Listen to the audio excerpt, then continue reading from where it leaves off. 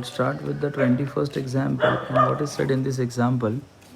A cubical block of mass m and edge A slides down a rough inclined plane of inclination theta.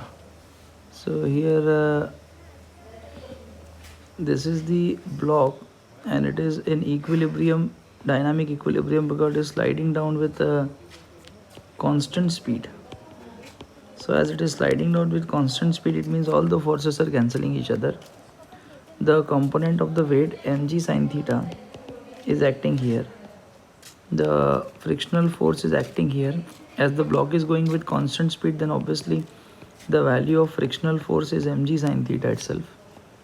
This is the action force on the surface, that is mg cos theta weight component, and this is the reaction, and that is the center.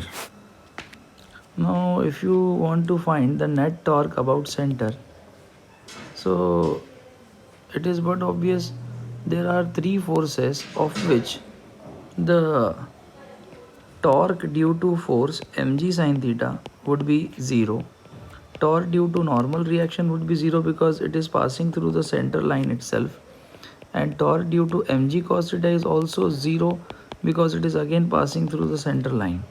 So the only force here is kinetic friction into r into sine theta. So kinetic friction is equal to mg sine theta because block is going with constant speed. The distance from center of this line of action of this force is a by 2, because this is the block and the kinetic friction is acting like this, and perpendicular distance of the line of action of the force is a by 2. So it will be a by 2. So that becomes mga by 2 sine theta, and that is the torque acting on it about center. Thank you.